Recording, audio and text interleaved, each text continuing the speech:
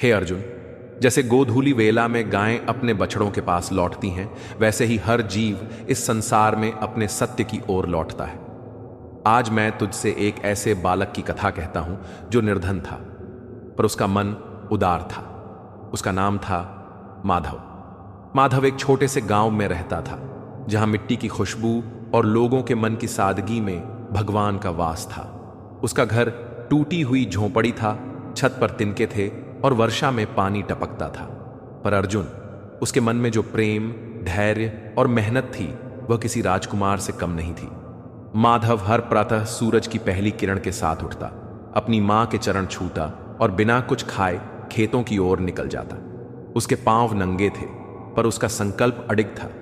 वह खेतों में दूसरों की मजदूरी करता, कुछ पैसे कमाता और उसी से मां के लिए भोजन लाता। उसके पास न कोई साधन था, न कोई सहारा, केवल उसकी करुणा और श्रम ही उसकी संपत्ति थी। हे पार्थ, क्या तू जानता है सच्चा धन क्या है? वह सोने चांदी में नहीं, उस हृदय में होता है जो दूसरों के दुख को अपना समझे। माधव का हृदय वैसा ही था। एक दिन उसे मार्ग में एक घायल कुत्ता मिला। लोगों ने उसे भगाया, पत्थर मारे, पर माधव ने उसे गोद में उठाया, अपने फटे कपड़े से उसके घाव बांधे और अपने भाग के भोजन से उसे खिलाया। मैं, वासुदेव, उस समय वहीं एक पीपल वृक्ष के नीचे खड़ा था और उस बालक को देख मेरी आंखें प्रसन्नता से भर आईं। मैंने देखा कि यद्यपि उसके पास कुछ नहीं था, फिर भी वह देने में सबसे आगे था। हे अर्जुन, समय किसी को भी बिना आजमाए नहीं छोड़ता।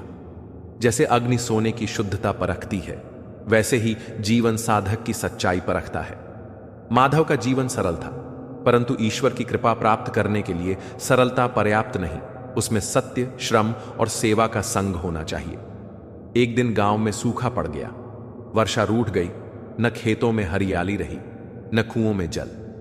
गांव के कई लोग शहरों की ओर चल दिए, पर माधव ने मां का हाथ थामा और कहा, मां, मैं इस भूमि को नहीं छोड़ूंगा। यही मेरी कर्म भूमि है।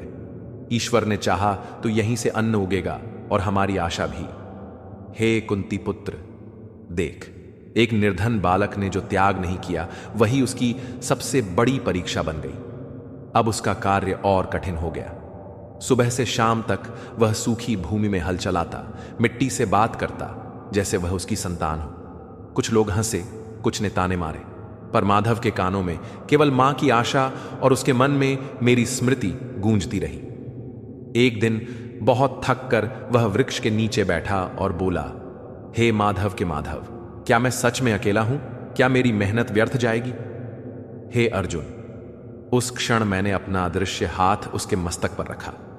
उसने मुझे नहीं देखा, पर उसकी आत्मा ने अनुभव किया। वह उठ खड़ा हुआ और अगली सुबह फिर हल लेकर निकल पड़ा। गांव में एक सेठ आता था, जिसने कई किसानों से जमीन गिरवी रखवा ली थी।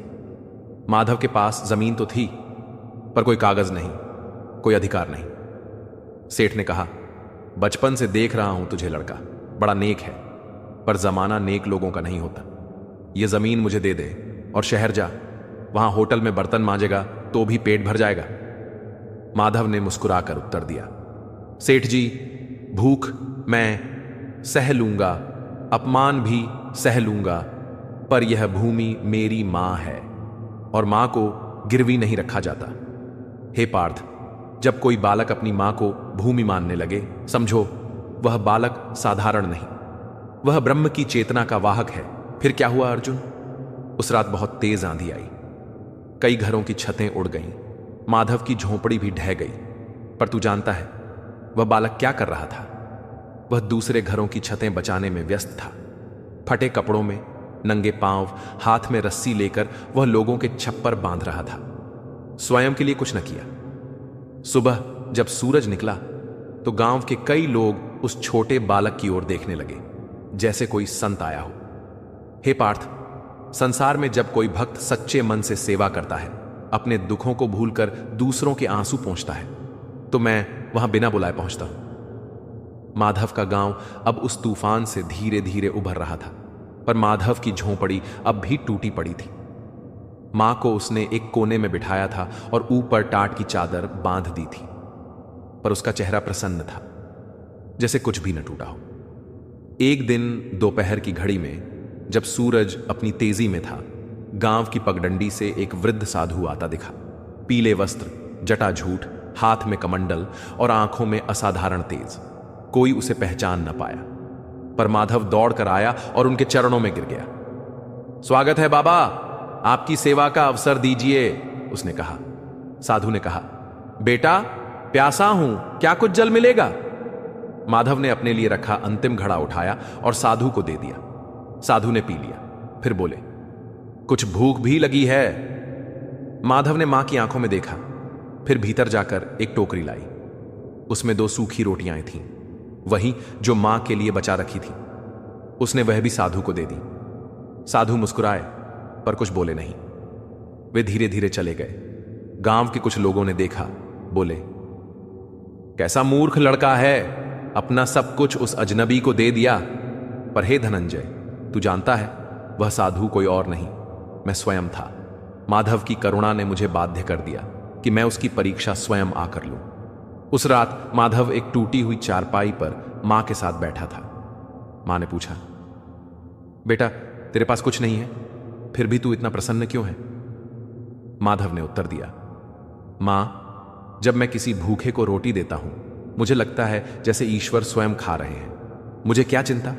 हे पार्थ, यह वही भाव है जिससे मैं प्रसन्न हो जाता हूं।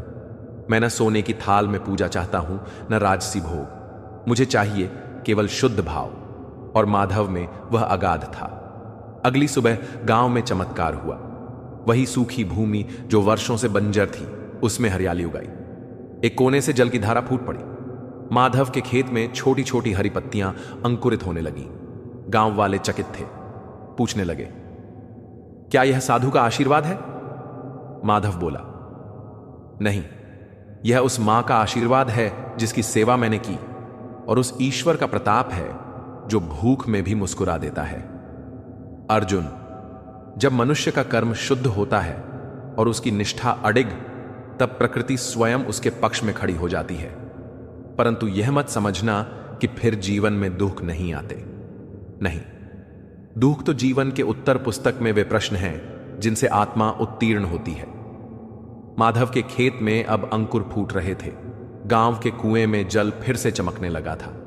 लोग फिर से खेतों में हल चलाने लगे और सबके मुख पर आशा का सूर्य चमकने लगा था। माधव को देखकर लोग अब आशीर्वाद देते थे, यह लड़का तो भाग्यशाली है। हे पार्थ, भाग्य वहीं जागता है जहां पुरुषार्थ जागता है। एक दिन गांव में नगर का अधिकारी आया। उसके साथ कुछ सिपाही थे। उसने घोषणा की, गांव की यह भूमि अब नगर के विकास के लिए अधिग्रहित की जाएगी। यहां एक फैक्ट्री बनेगी और जो भी विरोध करेगा उसे जेल भेजा जाएगा। हे अर्जुन, माधव ने जो दिया वह थोड़े में बहुत था, और मैंने जो लिया वह बहुत में भी थोड़े से कम था। मैं संतुष्ट हुआ और वहां से लौट गया, परंतु मन में यह संकल्प किया कि एक दिन मैं उसे अपने स्वरूप में दर्शन दूंगा। जब मनुष्य का कर्म शुद्ध होता है और उसकी निष्ठा अडिग, तब प्रकृति स्वयं उसके पक्ष में खड़ी हो जाती है। परंतु यह मत समझना कि फिर जीवन में दुख नहीं आते। नहीं, दुख तो जीवन के उत्तर पुस्तक में वे प्रश्न हैं जिनसे आत्मा उत्तीर्ण होती है। माधव के खेत में अब अंकुर फूट रहे थे। गांव के कुएं में जल फिर से चमकने लगा था। लोग फिर से खेतों में हल चलाने लगे और सबके मुख पर आशा का सूर्य चमकने लगा था। माधव को देखकर लोग अब आशीर्वाद देते थे, यह लड़का तो भाग्यशाली है। हे पार्थ, भाग्य वहीं जागता है जहां पुरुषार्थ जागता है। एक दिन गांव में नगर का अधिकारी आया। उसके साथ कुछ सिपाही थे। उसने घोषणा की, गांव की यह भूमि अब नगर के विकास के लिए अधिग्रहित की जाएगी। यहां एक फैक्ट्री बनेगी और जो भी विरोध करेगा उसे जेल भेजा जाएगा। गांव में अफरा तफरी मच गई। किसान भयभीत हो गए। वे उस अधिकारी की आज्ञा के सामने झुक गए, पर माधव वह चुप खड़ा रहा। उसकी आंखें शांत थीं, पर भीतर से तूफान उठ चुका था। रात को उसने मां से कहा, मां, क्या हमारी भूमि अब किसी कागज के हस्ताक्षर से छिन जाएगी? मां बोली, बेटा, हम गरीब हैं, कुछ नहीं कर सकते। माधव बोला, मां, निर्धनता कमजोरी नहीं है, यदि न्याय साथ हो तो निर्धन भी धरती को झुका सकता है। मैं अन्याय के आगे सिर नहीं झुकाऊंगा। अर्जुन। वही रात थी जब मैं द्वारका में था, पर माधव की आवाज मेरे कानों तक पहुंच गई। जब कोई भक्त धर्म के लिए खड़ा होता है तो मैं उसके पीछे खड़ा हो जाता हूं, अदृश्य पर अडिग। अगले दिन माधव अकेला गांव के चौराहे पर खड़ा था, हाथ में एक छोटी सी लकड़ी लेकर। नगर अधिकारी फिर आया, सिपाही भी थे। माधव ने साहस से कहा, यह भूमि किसी कागज की नहीं, कर्म की है। धरती मेरी मां है, मैं इसे किसी को नहीं दूंगा। आप चाहें तो मुझे कैद कर लें, मार लें, पर मेरी मां को मत छीनिए। सिपाही आगे बढ़े। लोगों ने चुपचाप देखा, कोई साथ नहीं आया। हे अर्जुन, जब सत्य के साथ कोई खड़ा होता है तो वह अकेला लगता है, पर वह अकेला नहीं होता। सारा ब्रह्मांड उसके पीछे खड़ा हो जाता है। तभी कुछ अद्भुत हुआ। उसी स्थान पर भूमि से एक तेज प्रकाश फूटा। अधिकारी और सिपाही अंधे जैसे हो गए। कुछ समय के लिए उनकी आंखें चौंधिया गईं। मैं, नारायण, उस क्षण वहीं खड़ा था, पर कोई मुझे न देख सका। केवल माधव ने मेरी छाया को महसूस किया। मैंने उसकी पीठ पर हाथ रखा और कहा, बेटा डरो मत, ये भूमि अब सुरक्षित है, कोई इसका अहित नहीं कर सकेगा। माधव ने मेरी ओर देखा। उसकी आंखों में आंसू थे, पर वह बोला नहीं। जो मन से संवाद करता है उसे शब्दों की आवश्यकता नहीं होती। हे पार्थ, जब मनुष्य अपने अहं को त्याग देता है और सेवा को अपना धर्म बना लेता है, तब वह स्वयं ईश्वर का एक रूप बन जाता है। माधव अब उसी मार्ग पर था, कर्मयोग का। उस दिन के बाद जब नगर अधिकारी को अपनी आंखों से दिव्य प्रकाश दिखाई दिया और उसके हाथ कांप उठे, तब उसने गांव की भूमि को हाथ न लगाने की शपथ ली। वह लौट गया और उसके पीछे उसके सिपाही भी। यह समाचार जंगल की आग की तरह फैल गया। आसपास के गांवों में लोग कहने लगे, उस निर्धन बालक के पास कुछ नहीं था, पर उसके पीछे स्वयं कोई देवता खड़े थे। एक संत आया जो दूर शहर से पैदल चलकर आया था। उसने गांव वालों से पूछा, माधव कहां है? मैं उससे मिलना चाहता हूं। गांव वाले बोले, वह अब भी उसी झोपड़ी में रहता है, मां के चरण दबा रहा है। हे धनंजय, कोई और होता तो अपने चारों ओर कीर्ति का सिंहासन बना लेता, पर माधव, वह तो वैसा ही बना रहा, न उसकी चाल बदली न विचार। संत ने माधव से पूछा, बेटा तूने वो सब कैसे किया? तुझ में भय नहीं था? माधव ने मुस्कुराकर कहा, जब मन में प्रभु का नाम होता है तो डर किस बात का?